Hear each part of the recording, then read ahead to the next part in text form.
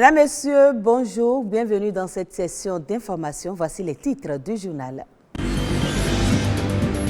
Les sols à l'origine des aliments, c'est le thème de la Journée mondiale des sols célébrée ce 5 décembre. Face au changement climatique, l'enjeu aujourd'hui est la gestion durable des sols et les universitaires y prennent une part active. Des milliers d'hectares de forêts sont détruits chaque année au Bénin. L'élevage transhumant en est la cause principale. Brice Saint-Saint nous donnera plus de précisions.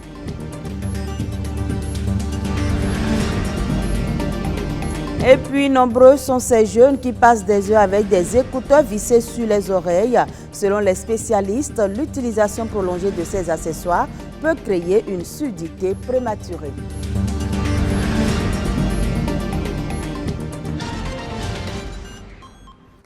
Ce lundi 5 décembre, la communauté internationale célèbre la Journée mondiale de l'égalité des chances.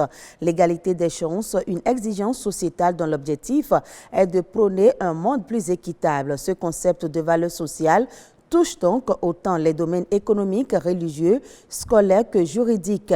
L'initiative de cette journée remonte à 2015 et son but affirmé reste toujours d'actualité, à savoir rendre possible une mobilisation citoyenne en faveur de la réussite de tous les jeunes. L'égalité des chances est donc un enjeu social international qui lutte contre les injustices et les discriminations dues aux distinctions sociales.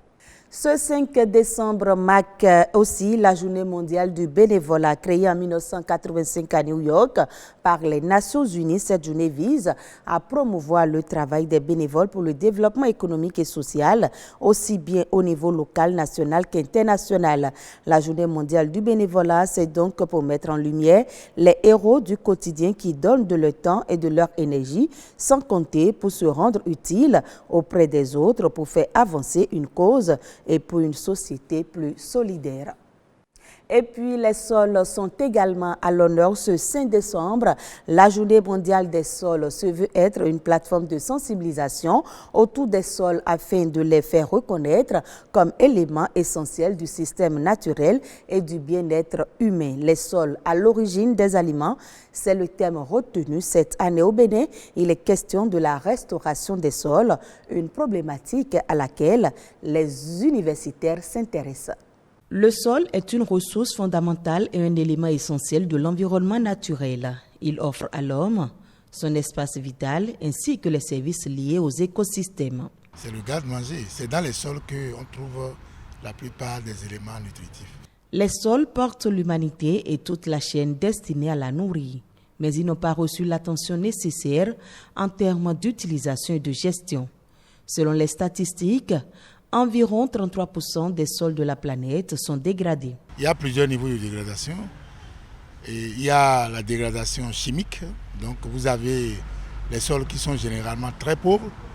Quand vous arrivez au sud, par exemple, vous avez la question de salinisation, donc liée au cours d'eau, en fait, et à la plage. Vous avez la dégradation due aux pluies intensives et donc qui arrachent une bonne partie des terres et qui sont enlevées pour d'autres horizons. Vous avez la dégradation éolienne.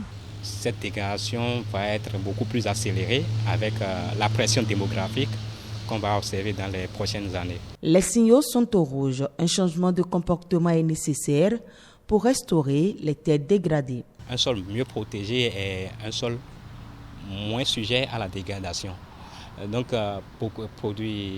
planter beaucoup plus d'arbres, utiliser la gestion durable des terres, qui sont des techniques qui permettent de réduire l'impact de l'agriculture sur le sol.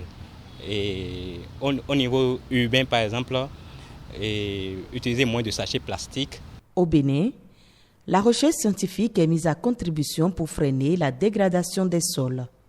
On a développé donc des technologies liées à la valorisation des micro-organismes du sol.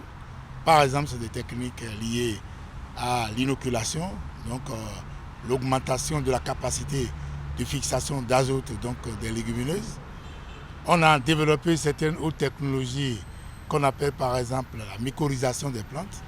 qui permet donc d'augmenter le niveau de prise de l'eau et de certains nutriments donc, dans le sol pour la plupart des cultures et des technologies qu'on a utilisées pour pouvoir donc endiguer la situation. Il y a donc des modes d'installation des cultures perpendiculairement donc, aux pentes pour pouvoir endiguer ou diminuer l'érosion hydrique qui amène donc une bonne partie des sols. Les sols ont été souvent considérés comme une ressource infinie. Il n'en est rien. Il est aujourd'hui important de les respecter et d'améliorer leur état. Comme les autres pays, le Bénin est confronté au phénomène de déforestation.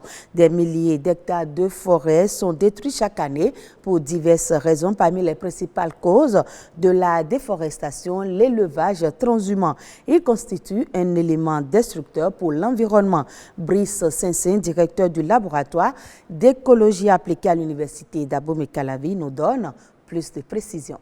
L'élevage transhumant est extrêmement destructeur par la surcharge que nous mettons sur certains pâturages.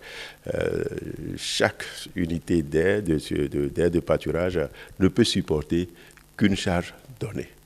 Et si cette charge est en excédent, alors vous dépassez la capacité de charge du milieu.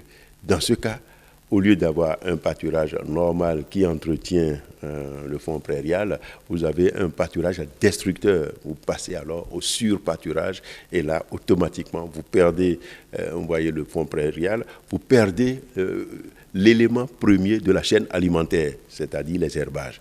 Du coup, vous tuez tout.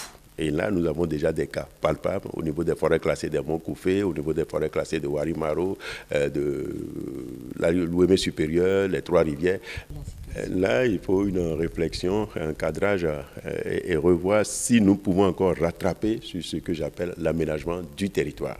C'est dans l'aménagement du territoire qu'on fait des affectations, qu'on réserve des domaines pour telle ou telle utilisation des terres. Mais ça n'a pas été fait dès le début, ce qui fait que c'est le premier qui occupe la terre, souvent les agriculteurs. Ce sont eux qui ont droit de propriété sur tout. Du coup, l'autre système, secteur économique ou aspect de notre économie primaire, l'élevage quasiment n'a pas de disponibilité dans le partage des terres. Quel type de système d'élevage voulons-nous ? L'actuel système ne peut pas se sédentariser, ce n'est pas possible. Les éleveurs, psychologiquement, ne sont pas encore dans un circuit économique. Or, la sédentarisation veut qu'on investisse dans l'herbage, on investisse dans l'alimentation de son cheptel de façon appropriée, mais aussi, il faut que l'investissement puisse trouver aussi des entrées pour pouvoir compenser ce que vous faites, vous sortez. D'où le déstockage, la vente du cheptel bovin. Mais ce n'est pas encore systématique. Et on change de registre, la musique adoucit le mœurs, mais beaucoup moins les tympans. Selon certains scientifiques, l'utilisation des écouteurs ou casques pendant environ 20 heures d'écoute par semaine et à hauteur de 85 décibels provoquerait une surdité prématurée. Mais alors, comment préserver la santé de nos oreilles et mieux utiliser les écouteurs ou les casques? La réponse dans ce reportage de Déocracias Somakbo, présenté par Ulvaeus Balogun. Avec l'apparition des téléphones portables, ordinateurs et autres, l'utilisation des écouteurs, casques audio et oreillettes est devenue aujourd'hui une habitude. À moto, en voiture, au service ou à la maison, ces accessoires sont utilisés soit pour communiquer, travailler, écouter de la musique ou visionner un film n'importe où, n'importe quand sans perturber son entourage. Mais son utilisation abusive peut créer un étourdissement chez l'utilisateur. J'ai assisté à une scène. J'étais dans mon véhicule et il y a un véhicule devant moi. Et un monsieur est sur sa moto et a placé sa casse. Brusquement, l'autre était en train de klaxonner. Brusquement, il s'est retrouvé sur la pare-brise de celui qui est devant moi. On est venu, il était en musique 100%, le volume était très haut. Sans le savoir donc, l'utilisateur s'expose à de nombreux risques. La première chose que les gens commencent à percevoir souvent, c'est des acouphènes. C'est des bourdonnements d'oreilles, c'est des bruits que vous et moi on n'entend pas, mais lui il a l'impression qu'il entend un bruit à l'intérieur de son oreille. La gêne aussi peut se manifester par des maux de tête. Les gens qui ont souvent mal à la tête. La gêne aussi peut aussi se traduire par des conséquences sur le plan cardiovasculaire. Mais il faut savoir que aussi l'usage de l'écouteur, chez certaines personnes, ça peut provoquer une allergie. Il y a des gens qui peuvent réagir aux constituants de l'écouteur. Il y a des gens qui font des eczémas du conduit. Ensuite, il faut savoir que aussi en fonction du mode de fabrication de l'écouteur et de la façon dont on le met dans l'oreille, parfois ces écouteurs peuvent enfoncer les déchets dans les oreilles. Autant de facteurs face auxquels l'Organisation mondiale de la santé déconseille d'utiliser des écouteurs ou un casque plus d'1 heure par jour à 85 décibels, soit le niveau sonore d'un cri humain. Lorsque le temps d'exposition est long, lorsque le niveau sonore est élevé, ça peut aller jusqu'à une surdité chez certaines personnes. On sait qu'en général, avec l'âge, nous tous progressivement, notre audition va baisser. Mais de plus en plus, chez les 15 à 45 ans, on commence à avoir des problèmes de surdité qu'on voit à un âge beaucoup plus avancé. Et on pense que c'est l'exposition au bruit et particulièrement l'usage de ces écouteurs qui aggrave ce problème. Pour éviter d'en arriver là, quelques gestes simples sont conseillés. Modérer le volume et la durée de l'écoute de la musique, s'offrir des temps de pause auditive au cours de la journée et varier les modes d'écoute en alternant entre écouteurs, casques Bluetooth, enceintes nomades ou directement avec la sortie audio de l'ordinateur. Et puis, hors du Bénin, en 4 ans, le handisport a bien progressé au Togo. Aujourd'hui, une cinquantaine de sportifs s'entraînent dans différentes disciplines sportives et une dizaine participent à des compétitions internationales. C'est le cas de Jacqueline Kabissa, seule sportive de haut niveau à avoir représenté son pays aux Jeux paralympiques de Tokyo en 2020. Suivez le reportage de nos confrères de France 24. Aux derniers Jeux paralympiques de Tokyo de 2021, Jacqueline Kabissa était la seule sportive de haut niveau représentant son pays, le Togo. L'athlète du lancer de poids, du disque et du javelot est revenue sans médaille, mais elle a battu son propre record au lancer de poids. Pourtant, son plus bel exploit reste la victoire sur elle-même depuis qu'elle a été renversée par une voiture il y a 9 ans. Le jour où on m'a amputée, j'ai dit ah, ça là c'est fini pour moi ça. C'est la fin du monde. Je ne voulais pas sortir. Pour surmonter son handicap, la jeune fille décide d'intégrer ce club handisport qui venait tout juste d'ouvrir. Mon handicap m'a ouvert beaucoup de portes. Aujourd'hui, les gens me donnent du respect. Avant, quand ils me voyaient même, ils me dénigrent. Généralement, avant les premiers entraînements, il y a toute une préparation, le travail sur le dépassement de soi. Nous avions des psychologues parmi nous qui travaillent avec ces membres.